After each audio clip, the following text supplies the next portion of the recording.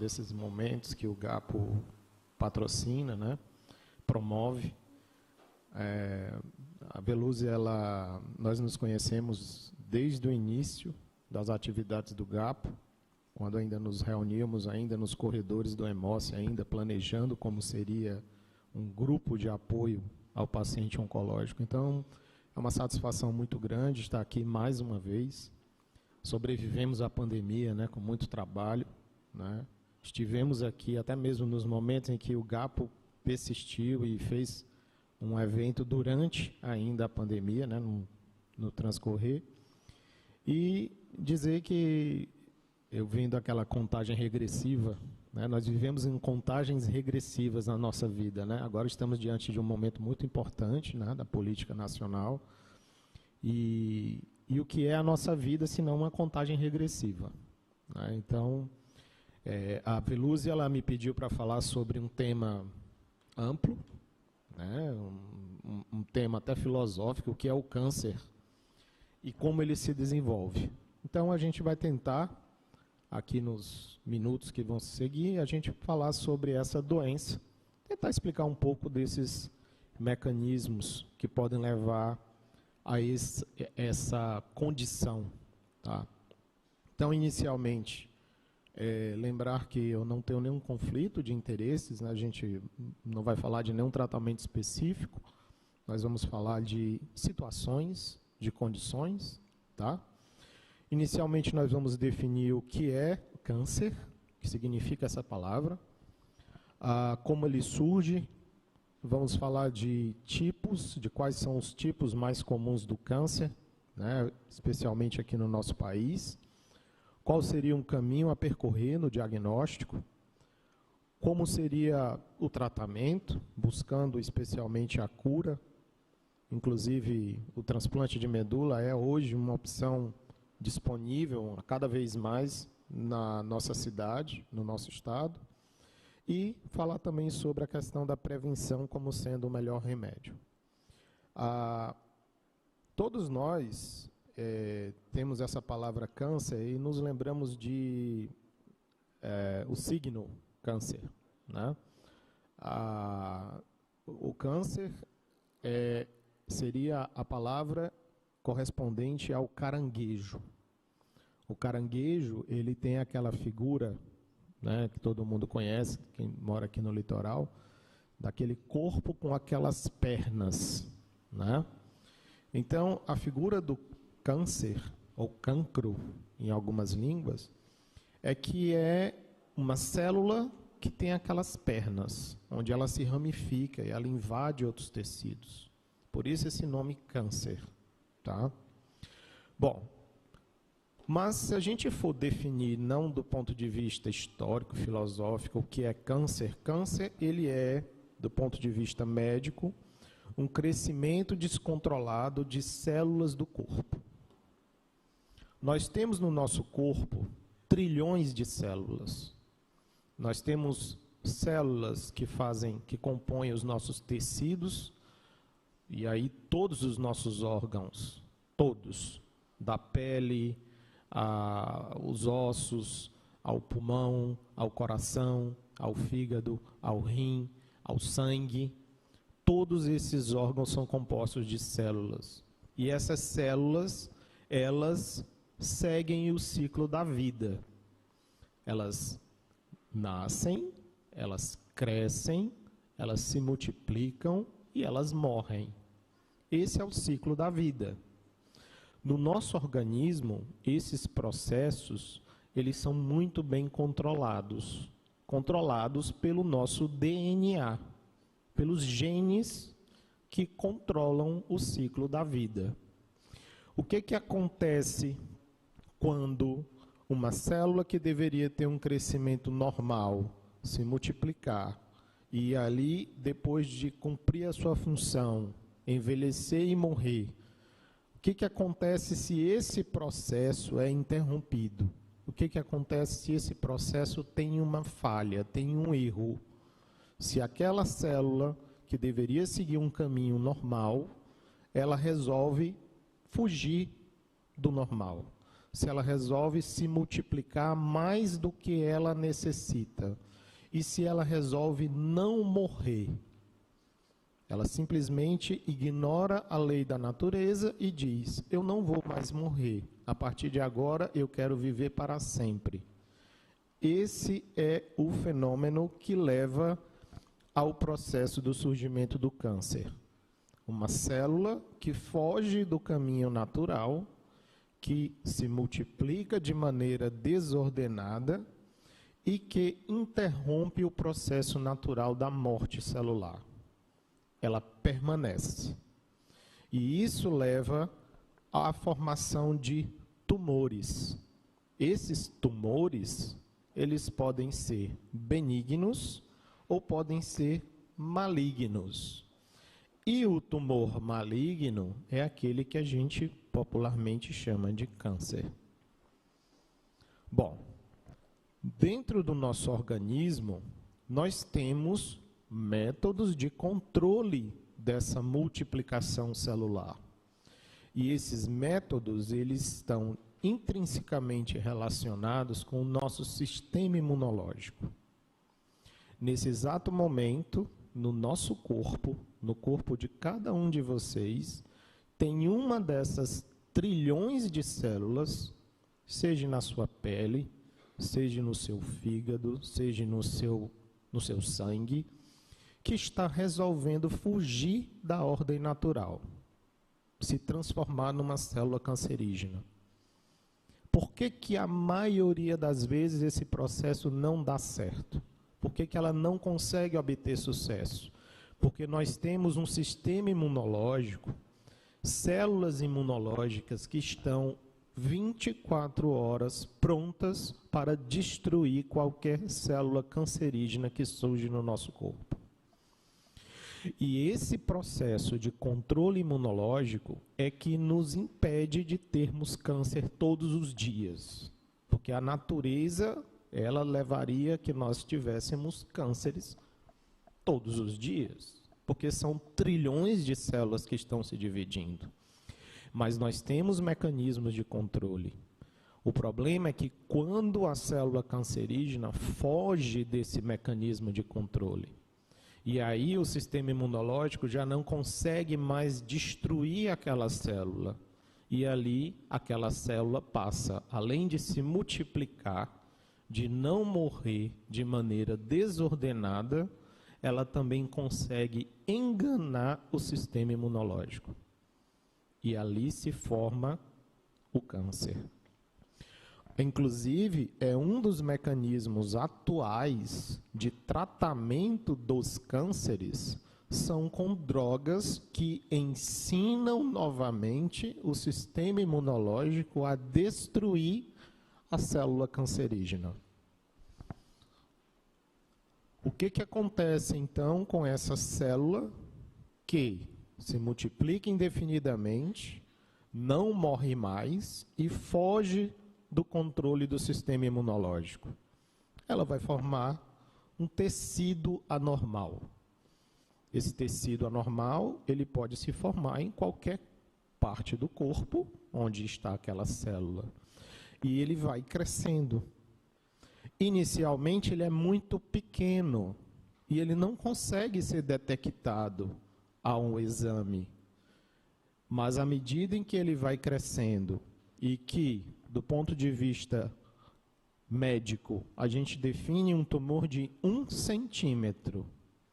1 centímetro de tumor, ele já passa a ser detectado ao exame.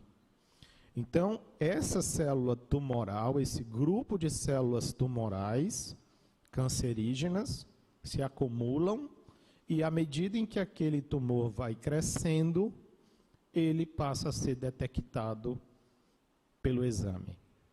Olhem como é difícil a gente tentar descobrir um câncer quando ele ainda não atingiu esse tamanho. Porque a gente nunca vai saber quando isso vai acontecer no nosso corpo. De uma maneira em geral, então nós podemos dividir os tumores entre benignos e malignos.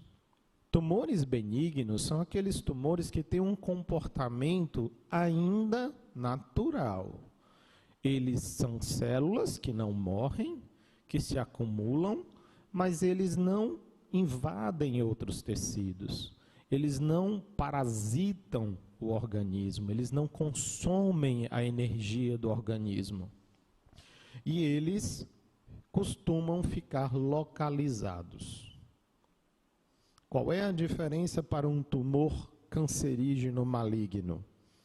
Ele invade, ele tende a crescer, ele tende a se multiplicar, ele tende a levar uma vantagem proliferativa. E aquilo vai levando a outros tumores, e ele tende a se deslocar para outras partes do corpo. E isso nós chamamos de metástase. Uma vez que eu tenha um tumor maligno, muitas vezes a cirurgia só não é suficiente. Por quê? Porque uma característica daquele tumor é que ele se espalha. Já o tumor benigno, a gente pode, com uma cirurgia, resolver o problema. Porque já que ele não se espalha, eu tirando aquela lesão, eu consigo resolver. É assim que a gente define, então, as duas características, as duas células, que seriam a célula normal e a célula cancerosa. Eu vou pedir licença aqui para puxar a cadeira, para poder a gente ver.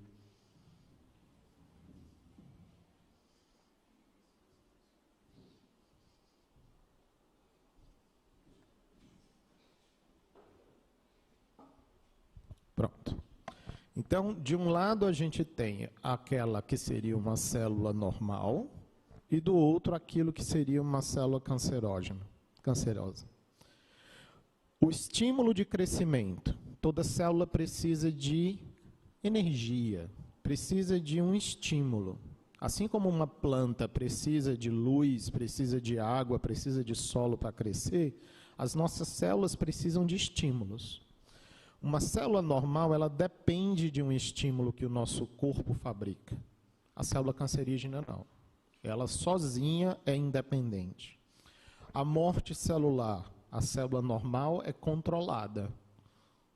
O nosso organismo determina quando a célula tem que morrer. A célula cancerosa não, ela escapa desse controle.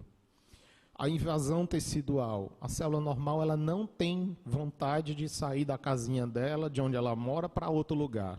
A célula cancerosa faz isso. A metástase, a célula normal não tem vontade de sair passeando pelo corpo. A célula cancerosa tem. O estímulo angiogênico, a criação de novos vasos sanguíneos. A célula normal, ela depende da circulação sanguínea natural, daquilo que já existe. A célula cancerígena, como ela precisa de mais energia, ela induz a formação de novos vasos para trazer mais sangue, para trazer mais nutriente para ela. A defesa imunológica, a célula normal é controlada, a célula cancerígena não, ela foge. A instabilidade genética, e aqui é um ponto importante. O câncer, ele cria mecanismos para que ele aumente mais ainda a sua agressividade. Uma célula cancerosa, o DNA é muito instável, e aquilo leva ao surgimento de outras mutações no DNA, que vão se acumulando e vão levando ao surgimento de mais células cancerosas. E a nutrição celular, que na célula normal é controlada, muito bem controlada, a célula cancerosa ela tem mecanismos diferentes de absorção dos nutrientes. Então a gente percebe que o câncer ele surge com uma célula que tem um comportamento totalmente anômalo e não natural. E aqui a gente vai ilustrar o que seria a metástase. Como é que essa célula cancerosa ela sai de um lugar e vai para outro? Ela estimula a produção de vasos sanguíneos. E as células do câncer, eles podem migrar, por exemplo, de um câncer de intestino para um câncer de pulmão. ele pode invadir um tecido longe de onde ele se encontra. Eu não digo que aquela metástase no pulmão é um câncer de pulmão, eu digo que é uma metástase pulmonar de um câncer do intestino, por exemplo. E essa característica da metástase, ela é importante, porque no diagnóstico, um câncer metastático, um câncer que já tem invasão de outros órgãos, isso traz um prognóstico um pouco mais reservado, porque o tratamento passa a ser mais difícil. E é uma característica também que a gente muitas vezes recebe a dúvida, né? Vê o paciente tendo a dúvida no consultório, que é com relação aos cânceres do sangue. Câncer do sangue metastiza? Não, porque ele já é no sangue, e o sangue está em todo o corpo. Então, quando você tem um câncer hematológico, você já considera que o corpo todo, o sangue percorreu e aquela célula cancerígena hematológica está no corpo todo. Por isso que a maioria das vezes a gente não trata um câncer hematológico, um linfoma, com cirurgia, porque não vai resolver, porque a gente sabe que está no corpo todo. Bom, como nós falamos, o câncer surge de um erro genético. Ele pode ser considerado uma doença genética? Pode, porque os erros genéticos nos genes que controlam o modo como as nossas células funcionam é que levam ao desenvolvimento do câncer. Esses erros genéticos, eles podem acontecer em qualquer momento da nossa vida. E não há como prever. O nosso DNA, as nossas trilhões de células que se multiplicam todos os dias como uma fábrica que produz um bombom de chocolate, que faz bilhões de bombons de chocolate todos os dias. Vocês acham que aqueles chocolates vão sair todos iguais, todos os dias? Uma hora vai dar erro. Uma hora um bombom vai ter um pouquinho mais de chocolate do que outro, vai ter um pouquinho mais de açúcar. Quem gosta de cozinhar sabe que é isso. Faça a mesma receita, não vai sair igual. Uma hora vai ter alguma coisa diferente. Então, esses erros no controle da divisão celular, ou por um dano ao DNA, porque você foi exposto a uma substância cancerígena, nociva, ou porque você herdou uma instabilidade genômica por uma doença genética hereditária, ou porque você já desenvolveu um problema, por exemplo, você está fazendo um tratamento de quimioterapia para um determinado tipo de câncer. Aquela quimioterapia pode levar a mais dano no DNA e você ter lá na frente um segundo tipo de câncer, que foi causado por aquele dano acumulativo. Normalmente, quando o nosso organismo detecta células com esses erros genéticos, o próprio organismo se encarrega de eliminá-las. Então, nós sempre temos maneiras de controle desse processo. Mas nem tudo é perfeito. E nosso corpo não é perfeito. Quanto mais jovem nós somos, mais eficazes são esses mecanismos. Mas à medida em que nós envelhecemos, esses mecanismos de controle vão diminuindo a sua eficiência. É por isso que o câncer ele é mais comum na medida em que nós envelhecemos. Esse é um preço que nós pagamos. Quem quer viver até 121 anos vai ter que se acostumar com a ideia de que vai ter maior chance de ter um câncer. Bom, esse slide ilustra, então, todo esse cenário do nosso DNA. O nosso DNA é o material genético que está dentro das nossas células e que é responsável pela existência da nossa vida, pelas nossas características físicas, que a gente herda dos nossos pais. Ele é quem controla todo o ciclo da vida celular. Mas esse DNA, ele pode sofrer esse processo de erro que nós chamamos de carcinogênese ou oncogênese, que é literalmente a formação do câncer ou formação da doença do câncer. Normalmente esse processo não é rápido, ele é um processo lento. Uma célula que se transforma em célula cancerígena hoje não vai originar um tumor amanhã. Esse processo é acumulativo, vai levando um tempo, tá? E isso depende desses mecanismos de controle, como nós falamos. Muito bem. Aqui a gente vai mostrar, então, um DNA, onde existe uma alteração genética num determinado gene, aqui nesse pretinho no meio, e isso leva a uma mudança na maneira como a célula normal se comporta.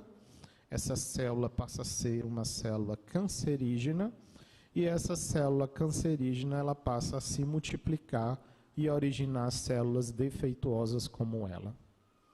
Esse é o processo que leva ao surgimento do câncer. Muito bem. Quantos tipos de câncer existem? Qualquer célula do nosso corpo pode originar um tipo diferente de câncer. De uma maneira em geral, a gente diz que existem cerca de 100 tipos diferentes. E normalmente esses cânceres eles são nomeados pelos órgãos de onde a célula se origina. Eu tenho uma célula de pulmão, que se ela se transforma num câncer, eu vou ter um câncer de pulmão. Eu tenho uma célula do cérebro, que se ela se transforma numa célula cancerígena, eu vou ter um tumor, um câncer do cérebro. E nós podemos também definir o câncer pelo tipo de célula que forma. Uma célula epitelial, que é o que recobre, por exemplo, a nossa pele, recobre os nossos órgãos. Uma célula mesenquimal, que é uma célula interna, que faz o enchimento dos órgãos, tá? E nesse estágio, a gente tem esses 3 conceitos que são importantes, porque às vezes o paciente recebe um laudo de uma displasia. Ah, eu estou com câncer. Não.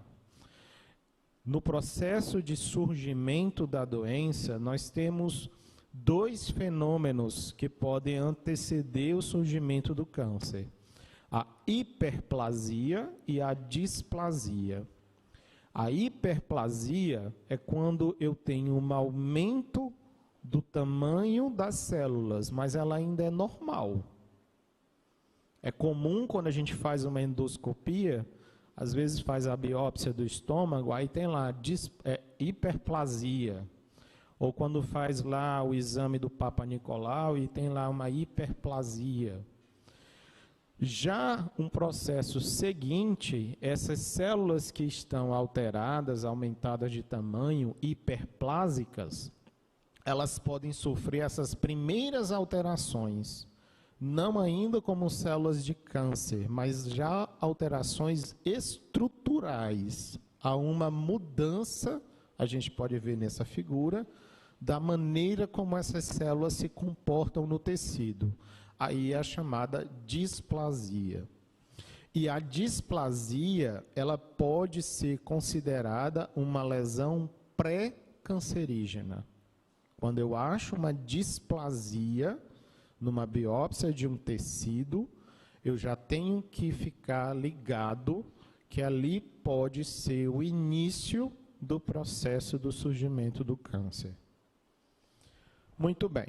Falando sobre os tipos de câncer, basicamente a gente ouve falar dos carcinomas, dos sarcomas e dos tumores hematológicos, dos cânceres hematológicos. O carcinoma seria o tipo mais comum, por quê? Porque as nossas células que recobrem o nosso corpo, que recobrem os nossos órgãos, são as mais comuns e mais frequentes. Então, eu posso ter carcinoma glandular, o adenocarcinoma, carcinomas de células escamosas, de células de órgãos internos, carcinomas transicionais do urotélio, dos rins, da bexiga. Então, seriam um dos tipos mais comuns de câncer, seriam os carcinomas. Em seguida, os sarcomas. Os sarcomas são tumores de tecidos moles, aquilo que preenche os órgãos. São menos frequentes, mas também são tão graves quanto, por exemplo, o osso, o osteosarcoma, os músculos, os miosarcomas, o útero, o leiomiosarcoma, e os tumores hematológicos, que são aqueles tumores propriamente ditos que afetam as células do sangue, que derivados da hematopoese. E aí entram as leucemias, os linfomas, os mielomas. Então, vocês podem ter uma ideia da diversidade que é falar de câncer, da quantidade de cânceres diferentes. Mas nós médicos, quando nós recebemos a biópsia, que lá está descrito o tipo celular, a gente consegue identificar de onde veio, de onde surgiu aquela doença. Então aqui, por exemplo, os sarcomas, eles podem surgir de qualquer parte do corpo, tá? Qualquer célula do nosso corpo, seja os linfonodos, sejam os vasos, sejam os nervos, a gordura ou os tecidos osteoarticulares. Existem outros tipos de câncer também. Câncer de pele, como o melanoma, que surgem de uma célula específica, que é o melanócito, que é a célula que dá a nossa cor, né? Que colore a nossa pele. Tumores de tecido nervoso, tumores de células germinativas, que dão origem a espermatozoides e óvulos, tumores neuroendócrinos, tumores carcinoides. Então, o câncer é uma doença muito variável. Não dá para falar a cura do câncer, porque eu tenho vários tipos diferentes de câncer. E cada um com um comportamento biológico diferente. Quiçá um dia a gente vai poder falar de que nós conseguimos controlar o câncer, mas aí não vai ser na doença estabelecida, e sim lá naqueles processos que dão origem ao câncer, lá no nosso DNA. Corrigir o erro do DNA antes do processo se transformar na doença. Bom, e quantos casos de câncer a gente tem?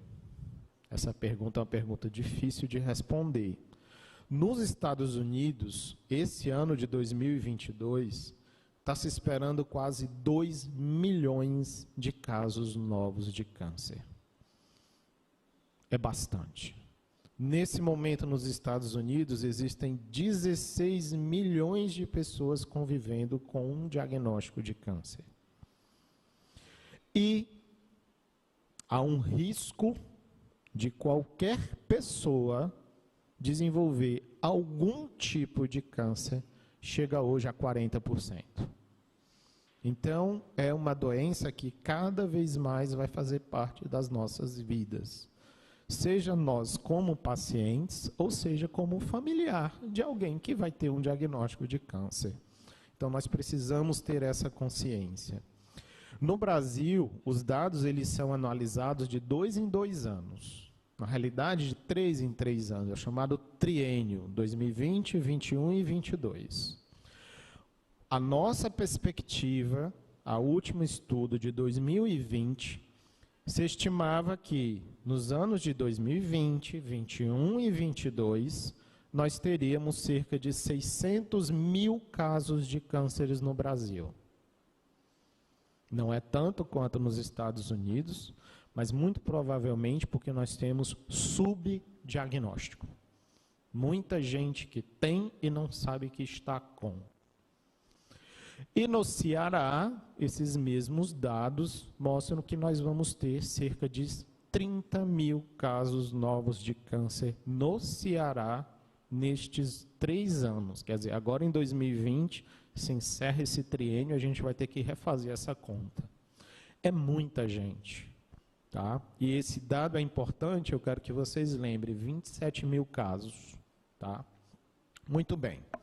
E quais são os tipos de cânceres mais comuns? Porque aqui vai ser importante para a gente falar de como eu posso me prevenir, como eu posso evitar. O câncer mais comum no Brasil, a gente vai falar aqui dessa coluna da direita, é o câncer de mama. Então, ainda é o câncer mais comum no Brasil. Muito provavelmente porque é o que a campanha do Outubro Rosa, do autodiagnóstico, da pressão popular, da sociedade civil, de fazer o diagnóstico precoce, de exigir ter mamografia para todo mundo. Então, quanto mais a gente procura, mais a gente vai achar. Depois do câncer de mama, nós temos o câncer de próstata. Quase a mesma coisa. E aí também ressalto da importância do exame do PSA, da detecção do PSA. Então, muito provavelmente, esses dois cânceres são os mais comuns porque eles são mais diagnosticados. Porque a gente consegue fazer o diagnóstico precoce mais frequentemente. Porque a gente tem mais acesso a um exame do PSA e a um exame da mamografia. Seguindo, câncer de colo e reto, câncer de intestino, pulmão, e olha aqui, ó, onde a gente se inclui aqui, nós hematologistas. Os cânceres hematológicos. Nós somos, no Brasil, o 5º câncer mais frequente. Cerca de 25 mil casos por ano no Brasil. Aqui se incluem as leucemias, os linfomas, os mielomas. Seguido embaixo, câncer de estômago, câncer de colo de útero, câncer de cavidade oral. É extremamente importante falar desse câncer, porque é um diagnóstico onde você, com uma avaliação com um dentista, você consegue ver aquela lesão, biopsiar e diagnosticar e tratar precocemente. É impressionante como nós temos cânceres de boca, de cavidade oral, avançados, porque as pessoas não procuram fazer o tratamento de maneira precoce. Câncer de tireoide, seguido do câncer de esôfago e o câncer do sistema nervoso central. Eu coloquei os cânceres que têm mais de 10 mil casos novos por ano. Bom, e no Ceará? A ordem aqui ela se inverte muito pouco. A gente percebe que no Ceará a gente tem mais câncer de próstata diagnosticado do que câncer de mama. Está faltando mamografia? Porque provavelmente é para ter mais câncer de mama do que câncer de próstata. Tá? Então fica aí essa referência. Muito bem. E como eu faço para diagnosticar? Como eu faço para percorrer esse caminho para chegar até a minha cura? Começa com você, com a pessoa, com o paciente. Conhecer o corpo, saber onde está sentindo algo e procurar assistência médica quando aquele sintoma, aquele sinal não está sendo explicado. Todos os cânceres, a gente vai falar desses que a gente mostrou, desses 11, eles têm sinais, eles anunciam o que está acontecendo. E cabe a nós, pacientes, procurarmos assistência médica, exigirmos essa atenção médica e poder fazer o exame para o diagnóstico. Então, o câncer de mama, ele começa com alterações na mama, desde a inversão do mamilo, secreção mamular, pele enrugada ou algum outro edema ou inchaço na mama. Isso é a própria mulher que percebe. E ela percebendo isso, ela tem que procurar logo fazer a avaliação médica. Os exames diagnósticos são a mamografia, a ultrassom principalmente. Então tem que ter esses exames prontos para poder a gente fazer o diagnóstico. E o médico seria o médico mastologista. Já o câncer de próstata são sintomas urinários. Então, se você está sentindo alteração na força da urina, no jato da urina, se você está tendo problemas para urinar, se tem sangue na sua urina, se você está sentindo alguma alteração com relação à disfunção erétil, você não pode pensar que aquilo é normal. Procura logo fazer o teste do PSA, procura fazer logo o teste do toque retal. E esses dois cânceres, por eles serem mais comuns, esses exames, a mamografia e o PSA com toque retal, eles são de extrema importância para o diagnóstico precoce. E o diagnóstico precoce permite fazer o tratamento do câncer num estágio mais inicial e aumentar as chances de cura. Daí a importância desses fatos. Bom, o câncer de colo e reto, que é o terceiro mais comum, a gente tem que perceber a mudança no hábito intestinal. Qualquer mudança da maneira como o seu intestino se comporta é um sinal de alerta. Se tem a presença de sangue nas fezes, se tem uma perda de peso inexplicada, procura fazer um exame de sangue oculto fecal. É um exame simples, que se dá presente, está positivo, faça uma colonoscopia. Também é um exame que pode ser mais acessível. E isso permite fazer o diagnóstico rápido desse tipo de doença. Nos outros cânceres, cada um deles vai ter um sintoma, vai ter uma constelação de sintomas. E essa constelação de sintomas vai permitir que você realize exames simples, exames que podem ser acessíveis e que com isso você faça o diagnóstico correto da doença. Ah, eu não tenho o especialista. Ok, o especialista é o último que deve ser consultado. Qualquer um desses exames aqui, ele pode ser realizado e solicitado pelo clínico, pelo cirurgião geral, pelo médico da atenção básica. Isso vai permitir fazer o diagnóstico precoce. Bom, então, seguindo adiante, no Brasil, nós temos uma legislação bastante regulamentada sobre o tratamento das doenças oncológicas. Todos os estados brasileiros hoje contam com pelo menos um hospital especializado no tratamento do câncer. A questão é, onde esses hospitais ficam? Geralmente ficam nas capitais. E as cidades do interior pecam por essa carência. Para vocês terem uma ideia, Fortaleza, o estado do Ceará, tem 9 milhões de habitantes. Destes, cerca de 2 milhões e meio, 3 milhões moram na capital, ou seja, 30%. 70% das pessoas cearenses moram no interior. Mas nós temos, em Fortaleza, 7 hospitais especializados no tratamento do câncer, sendo um pediátrico, apenas um. E no interior, só 2, em Barbalha e em Sobral. Vocês lembram do número de casos de câncer esperados no Ceará? 27 mil. A legislação brasileira, ela estabelece que para cada 1.000 casos novos de câncer diagnosticados no estado, eu tenho que ter pelo menos um hospital. Então, para que a gente desse conta da demanda, eu precisaria ter 27 mil casos, 27 hospitais, pelo menos, para dar conta da demanda. Eu não tenho 27 hospitais, eu tenho 9. Tá? Então, nós temos uma demanda reprimida. Quando eu olho Fortaleza, ok, eu tenho 7 hospitais. Tá bom. Para a quantidade de pessoas que moram aqui, ainda poderia ser um pouco melhor, principalmente o câncer infantil, na minha opinião. Mas quando eu vou para o interior, 7 milhões de pessoas, 6 milhões de pessoas morando no interior do Ceará e eu tenho 2 hospitais de câncer.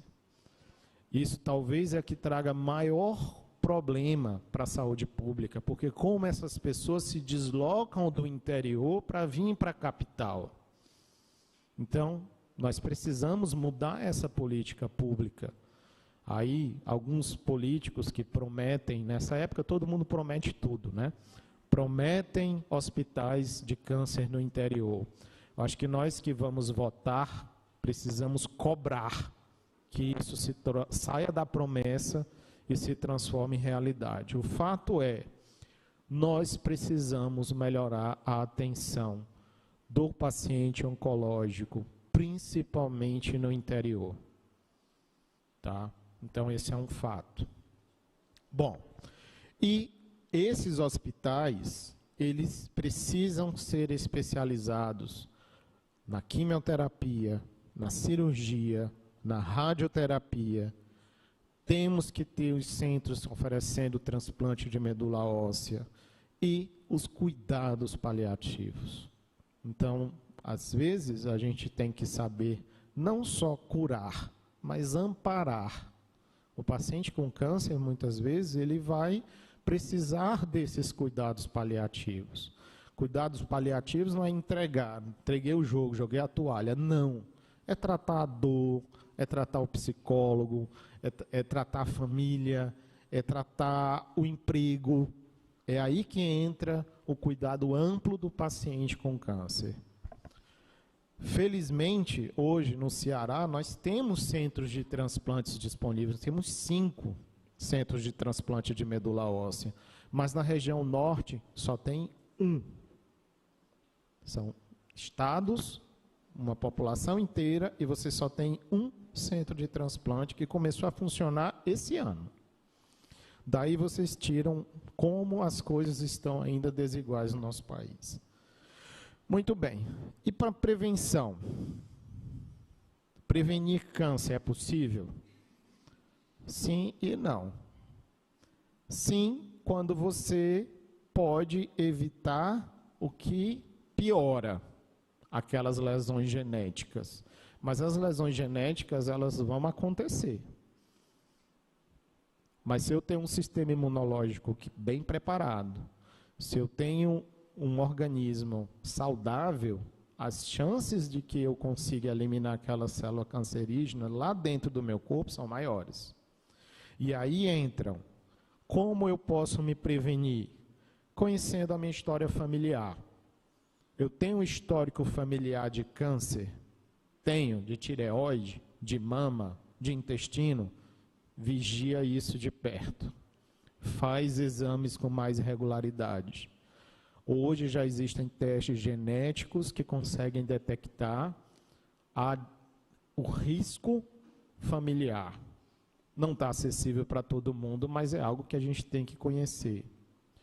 Tabagismo está relacionado com quase todos os tipos de cânceres.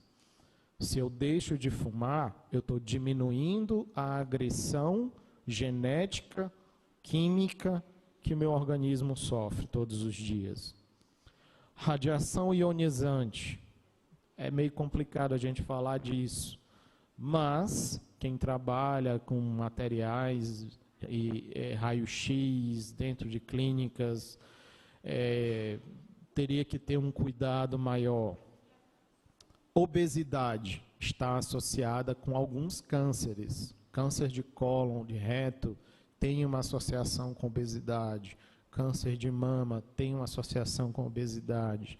Então, manter-se saudável ainda é uma forma efetiva de prevenir os cânceres. Alcoolismo. Eu não estou falando da dosezinha, do álcool com moderação, que em alguns casos, alguns relatos previnem doenças cardiovasculares. Mas o alcoolismo, por exemplo, está associado ao câncer de estômago, ao câncer de esôfago. Então, o alcoolismo também pode ser evitado. Infecções. É difícil, mas existem uma série de infecções crônicas que podem cursar com o surgimento de alguns cânceres. Uma das infecções bastante conhecida, o H. pylori, aquela bactériazinha que mora no estômago da gente. Se eu tenho a detecção dessa bactéria, eu tenho que tratar. Por quê? Porque a irritação crônica causada pela infecção do H. pylori pode levar a um câncer de estômago. Então, nós precisamos cuidar quando a gente detecta. O sedentarismo, ficar em casa sem fazer nada, não é bom, mas não é bom. É bom, mas é ruim. Não pode. Então, assim, sedentarismo realmente leva a você ficar sem fazer nada e começa a fazer as coisas que estão erradas. Então, manter-se ativo, atividade física, coloque o seu sistema imunológico para trabalhar. O sedentarismo é inimigo do sistema imunológico. Alimentação a mais saudável possível, a mais natural possível, menos produtos químicos, menos agrotóxicos, menos antibióticos. Lembrem-se, tudo aquilo que você coloca para dentro do seu corpo vai interagir com ele.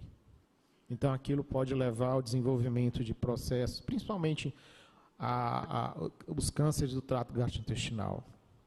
E, obviamente, como a gente falou, a quimioterapia, quando você não tem, aí realmente você está fazendo quimioterapia porque você precisa, não é porque você quer. Mas aquilo é um fator de risco e tem que ser acompanhado. Todo paciente que faz uma quimioterapia precisa fazer um acompanhamento, uma prevenção de câncer por conta daquele tratamento. Bom, então isso é só para lembrar que a gente está exposto a tudo isso na nossa vida, mas é a vida. Não dá para você viver dentro de uma bolha também e não se expor a nada disso, né? A gente tem que confiar também que vai dar certo.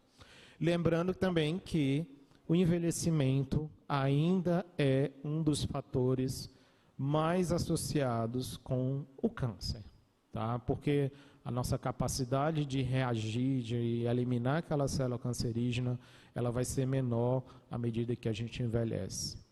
Mas, se por um lado o envelhecimento traz esse risco, por outro também traz a sabedoria de saber lidar com essas situações, né? E aí, o diagnóstico precoce. Como a gente falou, não tem muita coisa para a gente fazer diagnóstico ainda de todo tipo de câncer. Não existe ainda isso. Mas, se os cânceres mais comuns são mama e próstata, a gente pode fazer o diagnóstico precoce, sim. Mamografia é um exame que tem que estar disponível no sistema público. Todas as mulheres deveriam ter acesso.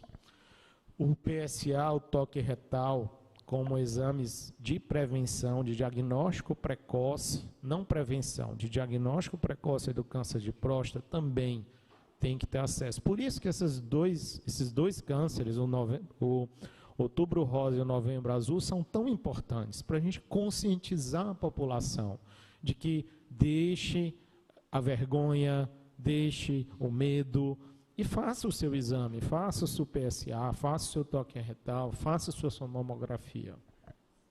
A partir daqui as coisas começam a ficar um pouco mais complicadas, porque os outros cânceres ficam mais difíceis da gente pegar e a gente ainda não tem uma política de saúde pública ou dados que digam, olha, se eu fizer colonoscopia todo ano eu vou conseguir detectar um câncer precoce. Isso não está bem ainda na literatura. Se eu fizer uma endoscopia alta eu vou conseguir pegar um câncer de estômago. Também não está ainda. Então, se você tem acesso, faça pelo menos de 2 em 2 anos uma endoscopia. Se você tem histórico familiar, faça uma colonoscopia a cada 2 anos. Cânceres hematológicos, tem como eu prevenir um câncer hematológico, eu fazer o diagnóstico precoce? Não. Então, se tivesse, pode ter certeza que o hematologista estaria fazendo, mas não tem. Então, é uma loteria. A gente realmente, muitas vezes, tem que lutar nem pelo diagnóstico precoce, mas pelo acesso ao tratamento. Então, a maioria das vezes, o paciente, no SUS principalmente, os cânceres hematológicos é o acesso, é possibilitar o acesso ao diagnóstico, fazendo os exames e ao tratamento. Isso aumenta a chance de cura. O câncer de colo de útero, um exame simples como o Papa Nicolau, como a colposcopia, permite fazer um diagnóstico precoce e tratar esse câncer de uma maneira com maior sucesso. Então, pessoal, o que eu queria dizer para vocês era isso. Câncer é algo que pode acontecer nas nossas vidas, porque nós estamos vivos. É o preço. Mas que nós temos como, conhecendo os sintomas, conhecendo como a doença se desenvolve, tendo acesso, a gente pode mudar essa história para uma história de final feliz. Tá? Então, muito obrigado a vocês pela atenção e eu estou à disposição para as perguntas e uma conversa. Obrigado.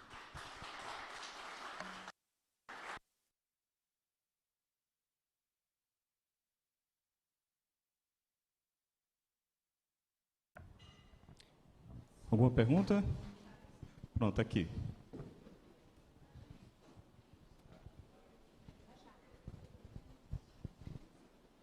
Oi, doutor Emerson, tudo bem? Deixa eu te dizer, sobre o exame da genética. Claro que a pessoa tem condição de fazer. Você acha que vale a pena ou é sofrer por ansiedade? Porque, assim, mesmo que você faça um exame desse e se dá alguma coisa, você fica assim.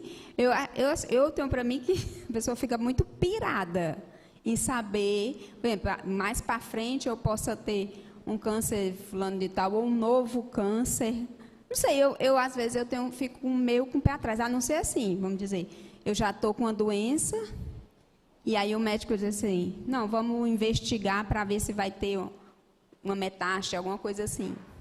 Não desmerecendo os geneticistas, porque eles estão aqui para fazer o papel dele, né?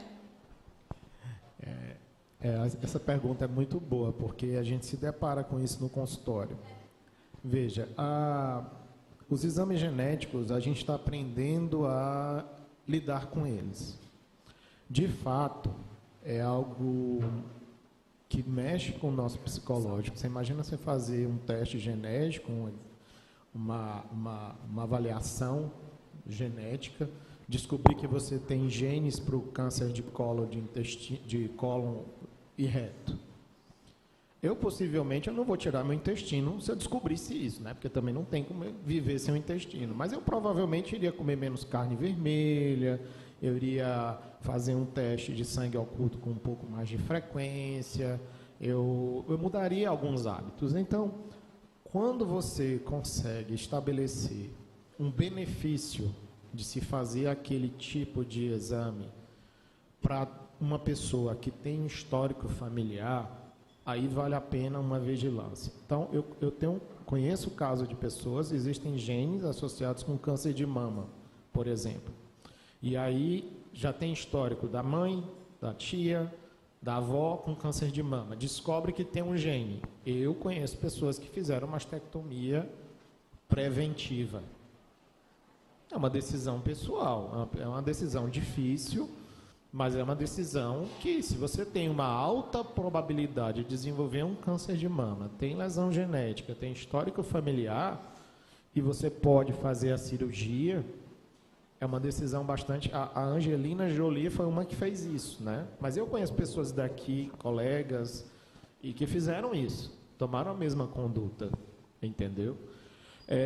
Nos cânceres, então, assim, são casos que precisam ser analisados individualmente. O risco familiar, o risco pessoal, o grau de agressividade desses cânceres na família. Isso vai funcionar muito bem com mama, com tireoide, porque a tireoide você pode tirar, né? Eu posso tirar minha tireoide e tomar o hormônio. Então, se você tem histórico familiar de câncer de tireoide e detecta lesões precoces, displásicas, você faz já a cirurgia antes de ter o câncer propriamente dito. Então, é algo que tem que ser realmente discutido. Mas, por exemplo, os cânceres hematológicos, se pensou nessa probabilidade de você fazer estudos moleculares para detectar essas alterações associadas com maior risco de câncer hematológico. E não pega muito bem, não, sabe? Eles, na Inglaterra, tinha uma senhorinha, que eles fizeram um estudo populacional na Inglaterra dessas alterações moleculares, e era uma senhorinha de mais de 100 anos. E quando fizeram o estudo genético dela, tinha quase todas as alterações moleculares associadas com câncer hematológico. E a mulher não tinha nada. E já tinha 100 anos. Então, assim, existem essas alterações no nosso corpo. Se eu fizer em mim agora pesquisa de alterações moleculares de cânceres hematológicos, eu vou encontrar. Mas isso não necessariamente significa que eu vou desenvolver esse câncer hematológico. Entendeu? Porque existem alterações comuns no envelhecimento. Então, à medida que nós envelhecemos, aumenta a probabilidade de você ter essas alterações genéticas. Então, assim, os estudos moleculares, eles precisam ser avaliados caso a caso e levar em consideração o histórico familiar, e levar em consideração a agressividade daquela doença para cada pessoa. Então, eu não indico ainda, né, principalmente na minha área, na parte hematológica, fazer estudos moleculares para avaliar risco de evolução para uma leucemia, por exemplo. Entendeu? Nós não estamos ainda nesse momento ainda com relação a esses estudos. Mais alguma pergunta? Bom dia, doutor. Bom dia. Agradecer a priori o GAP por proporcionar esse encontro tão relevante, onde a saúde é o nosso maior bem precioso. A sua apresentação foi excelente, didática, uma literatura acessível a quem não milita na área médica. Eu gostaria de saber do senhor, dentre todos os tratamentos, os exames, se para combater o câncer não seria primeiro fortalecer a nossa imunidade, relembrando agora o Covid, onde quem tinha uma imunidade fortalecida não foi preciso ir para um oxigênio, aqueles equipamentos. Eu, particularmente, eu tive Covid, mas eu não fui. O meu sintoma foi só apenas 4 dias sem ter nenhum gosto pela comida, não sentia gosto de nada. Pronto. E também, dentro do câncer hematológico, no qual o senhor é profissional da área, o exame de sangue, aquele hemograma, ele constata o quê? Constata só que eu tenho um sangue bom, sangue ruim, não tem nenhum indício de que pelo exame de sangue que eu vou realizar não tem assim um sinal que eu vou ter um câncer, pelo menos no curto, médio ou longo prazo? Obrigado. Excelente suas perguntas, tá? Com relação à imunidade, nós temos um tempo mais essa resposta. Com relação à imunidade, você está correto. A gente mostrou que o sistema imune, o nosso sistema imunológico, é uma das armas mais importantes no controle do surgimento da célula cancerígena no nosso corpo, porque ele elimina precocemente essas células. A questão é como melhorar o sistema imunológico. Muitas das tentativas de colocar vitaminas, substâncias naturais, para melhorar o sistema imunológico, no final das contas, a gente, quando analisa os estudos, a gente não encontra uma forte associação. Por exemplo, se eu tomar vitamina E, eu vou ter menos câncer de mama. Não tem uma relação. Se eu melhorar o polivitamínico, não tem. Na realidade, a qualidade de vida importa. O seu sistema imune, ele é feito todos os seus dias. Se você dorme menos de 6 horas por dia, seu sistema imunológico é mais fraco do que aquela pessoa que dorme 8 horas por dia, que tem um sono bom. Se você pega meia hora de sol, se você tem uma alimentação mais natural, mais saudável. Então, assim, muitas coisas que nós estamos aprendendo a como melhorar o nosso sistema imunológico. O nosso sistema imunológico, ele, por exemplo, ele sofre uma interação muito forte com a microbiota do nosso intestino. Se você tem uma alimentação rica em gorduras saturadas, por exemplo, alimentos processados, você muda a sua microbiota intestinal. Você passa a ter bactérias ruins dentro do seu intestino.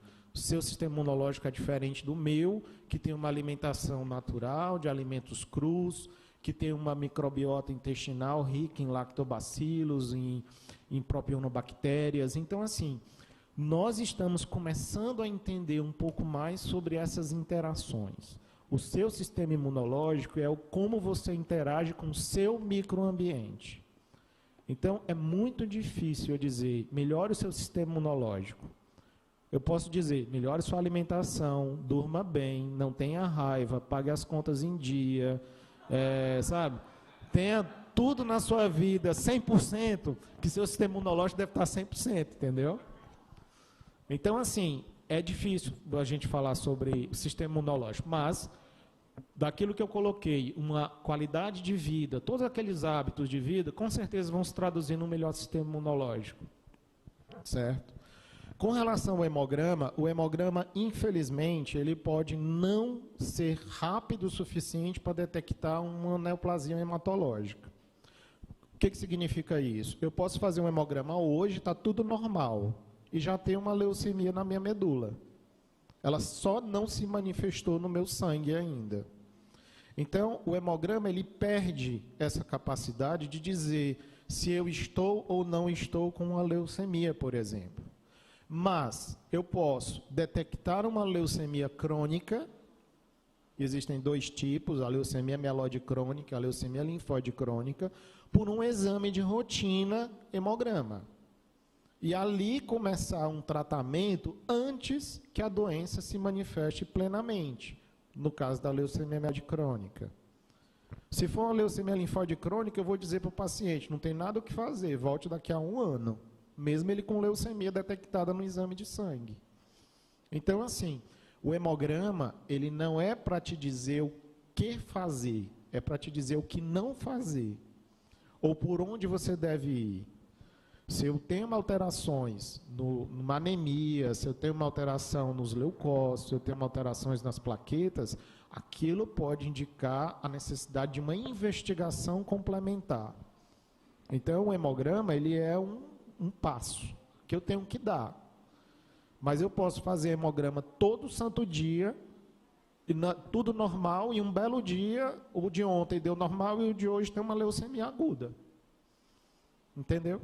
Então, o hemograma ele tem que ser incluído no exame de rotina, de vigilância, porque ele consegue detectar alterações, sim, tá? Mas ele não é um exame de diagnóstico precoce. Ele não é. Ele não serve para isso. Mais alguma? Pois não. A nossa última pergunta, né? Obrigado pelo espaço. Eu queria aproveitar a carona sobre a observação daquela menina participante que fez aquela pergunta para o senhor e dele aí, porque eu acho que é importante a pessoa se conscientizar do sistema, vamos supor, imunológico, hereditariedade. Se o meu avô bebia muita pinga, caía na sarjeta, meu pai exemplificou, fazia a mesma coisa, sofreu um acidente, fratura externa, partiu para o lado dele, a imunidade lá embaixo, e tem um câncer, não precisa me preocupar que vou ter câncer, que eu nunca bebi, nunca fumei. Tem que ter, como se diz, precaução com as coisas, com tudo que vai fazer. Mas não é obrigada, como ela diz, a pessoa ficar preocupada, porque minha mãe morreu de câncer. A minha mãe bebia também pinga, caiu, bateu a mama no meio fio, gerou um tumor, transformou-se em câncer. Então não é obrigado eu ser mulher e ter câncer de mama. Eu acredito que é bom que seja bem esclarecido esse tipo de coisa. Fazer uma análise perfeita dos antepassados, para que a pessoa chegue a uma realidade de não se preocupar muito com a coisa, porque já é complicado o câncer. E como ela falou ali, se a pessoa 5K, ele fica mais fortalecido. É isso que eu queria ver a observação. Obrigado. É uma observação muito pertinente, tá? Mais uma vez, são elementos que fazem com que você decida se você vai procurar logo o médico ou não, se você vai fazer um exame de prevenção ou não. A história familiar é importante, mas os hábitos de vida de cada pessoa influenciam muito quando a gente fala sobre câncer, tá? Como a gente falou. Então, realmente, você tem caso de câncer numa família e ninguém mais tem, só é um único caso. Então, realmente, a individualização, é isso que o senhor está falando. A individualização é importante. Então, agradecemos a participação do doutor Emerson. Uma salva de palmas. Espera aí. Agora não, doutor. O senhor continua aqui, por gentileza. Queremos convidar a dona Velúzia. Vem aqui, dona Velúzia, entregar aqui o certificado do doutor Emerson e também um mimo aqui do GAPO pela participação nesse 7º encontro. Eu quero agradecer o doutor Emerson por estar aqui mais uma vez com a gente e assim dizer que é muito importante a sua presença, a sua aula tem assim uma clareza muito grande ao entendimento de todos e assim o seu tempo de consultório muito precioso que você tirou para estar aqui com a gente. É importante que se diga que cada profissional que está aqui hoje conosco e amanhã são voluntários, não tem conflito de interesse com o laboratório, eu não pago nada a nenhum deles. A única coisa que eu posso dar é o meu carinho para eles, já estou vendo mais 2 ali, 3, aliás, e assim, eu até me emociono, sabe? Porque eu acho que eles prestigiam muito o trabalho do GAPO, porque é feito só por pacientes, a maioria deles sem formação acadêmica, e assim, eles valorizam demais o trabalho da gente e a acessibilidade que a gente dá aos pacientes do SUS quando precisa de uma medicação de alto custo. Então, é fundamental esse momento, esse humilde reconhecimento, tá? Aqui o seu certificado de voluntário e um mimo como lembrança do 7º encontro de pacientes, tá, doutor Emerson? Muito obrigada.